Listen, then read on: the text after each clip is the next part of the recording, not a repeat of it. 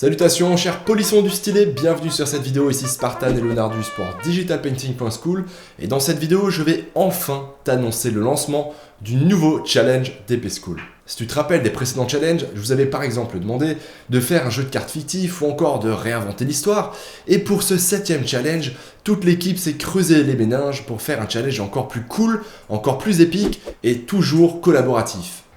Non, Leonardus, on a dit que ça allait être un challenge cool et épique, donc ça ne tournera pas autour de toi. Ce challenge sera encore une fois collaboratif, il faudra vraiment que toute la communauté travaille main dans la main pour atteindre l'objectif, un petit peu comme dans le jeu de cartes.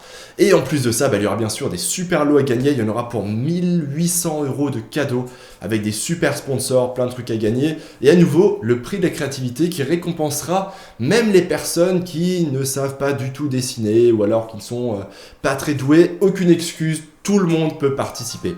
Allez, je te présente ça tout de suite.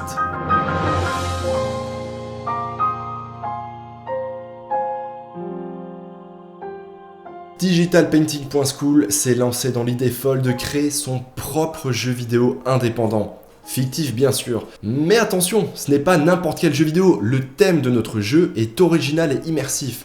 Le personnage principal partira dans une épopée entre deux mondes parallèles. Un monde gai et joyeux et son alter ego qui a succombé au mal et au chaos. En fonction des choix du joueur, chaque personnage, lieu visité ou scène aura deux versions différentes que tu devras imaginer pour ce challenge. Il y aura donc une version heureuse et colorée et une version sombre et chaotique de tout ce que tu imagineras.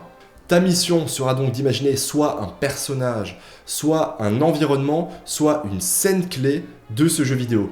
Et par scène clé, j'entends un keyframe comme on appelle ça dans le jargon. Et surtout, ta participation devra contenir les deux variations propres aux deux mondes parallèles. Ça veut dire que si tu fais par exemple un personnage, tu auras ton personnage en version gentil et tu auras le même personnage en version méchant. Ou encore si tu fais un environnement, tu auras sa version paisible et tu auras le même environnement qu'on pourra reconnaître, mais cette fois-ci en version corrompue et chaotique. Et pour que les équipes de production puissent commencer à développer ce jeu fictif, nous avons besoin de tout le talent de la communauté. Il nous faudra absolument avoir au moins 90 concept art pour que le projet prenne vie. Ça veut dire qu'il y aura un système de quotas qui sera mis en place. Il nous faudra recevoir au moins 40 concept art de personnages, 30 d'environnement et 20 de scènes clés. Et je précise bien que chaque concept contiendra les deux variations des deux univers parallèles.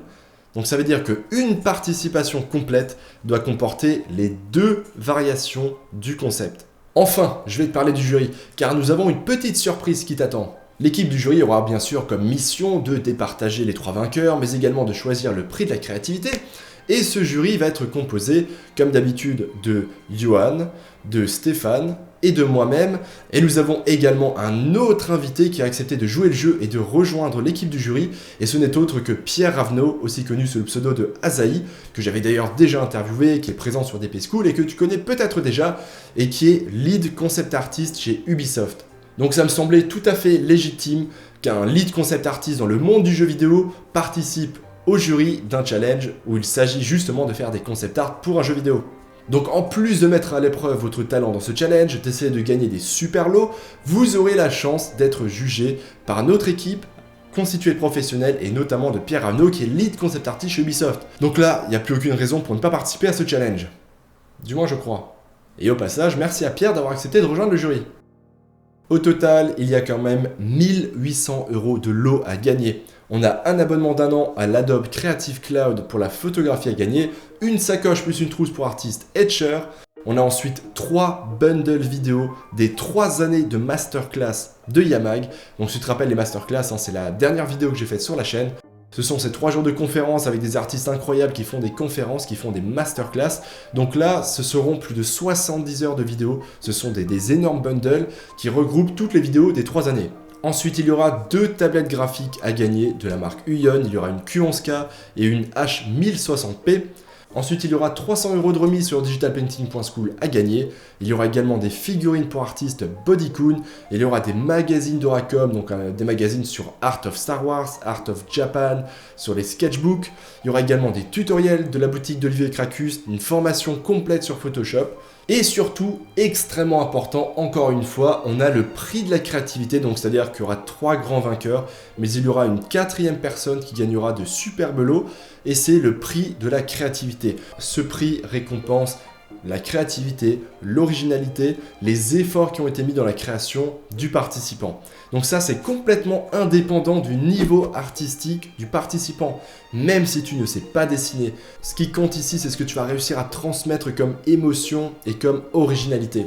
Et les lots, d'ailleurs, ne sont pas dégueux, puisqu'il y aura au choix la partie 1 ou la partie 2 du programme indispensable à gagner. À savoir que ces cours ont quand même une valeur de 380 €. Donc rien de tel pour le prix de la créativité que d'avoir des cours qui vont justement te permettre de progresser et d'atteindre un meilleur talent artistique. Je tiens vraiment à remercier tous les sponsors. À chaque challenge, ils sont de plus en plus nombreux et de plus en plus généreux. Donc merci à Yamag pour ses masterclass, merci à Huyon, merci à Adobe, merci à Etcher, merci à Oracom et à Olivier Cracus. Alors comment participer ? Toutes les informations sont détaillées sur la page du challenge. Évidemment, tu as le lien dans la description de la vidéo. Tout est écrit, détaillé, tu retrouveras absolument tout, mais dans les grandes lignes. Ce que je te conseille de faire, ainsi qu'à chaque participant, c'est de commencer par remplir un petit sondage pour indiquer quelle est ton intention. Est-ce que tu comptes faire un personnage, un environnement ou une scène clé? En fonction de ça, l'équipe de DP School va compter vos intentions et ça va nous permettre de vous guider vers les concept art qui pourraient nous manquer pour atteindre cette limite de 90 concept art. Donc ça veut dire que si par exemple il y a 50 personnes qui veulent faire des personnages et qu'on sait qu'on va manquer d'environnement, et bien comme ça on pourra mettre à jour les quotas et vous guider pour vous dire attention, il nous manque quelques environnements, attention, il nous manque quelques scènes clés. Alors d'ailleurs, je vais préciser tout de suite ce que j'appelle une scène clé ou plutôt un keyframe, parce que c'est vrai que ça peut être tout et n'importe quoi. En fait, c'est une création qui va être très ouverte. Lorsqu'on parle de concept art de scène clé, ça peut être par exemple une scène de révélation. Par exemple, si le personnage découvre un nouveau lieu, un nouvel objet, ça peut être une scène d'action, une scène de combat. Donc c'est vraiment n'importe quelle scène en fait qui va venir enrichir l'univers visuel, faire comprendre une scène importante dans l'histoire du jeu et donner des informations aux équipes sur l'atmosphère, sur l'ambiance, sur les couleurs. Donc en soi, tu as presque carte blanche pour une scène clé. Ensuite, deuxième étape, évidemment, c'est passer à la création de ton image. Donc là, tu peux utiliser la technique de ton choix, donc ça peut être du digital painting, ça peut être du dessin, de la photomanipulation, de la 3D, du mixed media, c'est vraiment ce que tu veux. Retiens bien une chose importante, c'est que ta participation doit contenir vraiment 2 images, les 2 variations de ton concept. La version heureuse et la version chaotique. Et on doit à chaque fois avoir exactement la même composition entre la première et la deuxième. On doit pouvoir reconnaître ton personnage ou ton environnement ou ta scène entre l'image A et l'image B. C'est simplement que le design, l'ambiance, les couleurs vont être différentes. Enfin, troisième étape, évidemment, tu postes ta création dans le sujet dédié. Le lien et toutes les infos sont sur la page du challenge.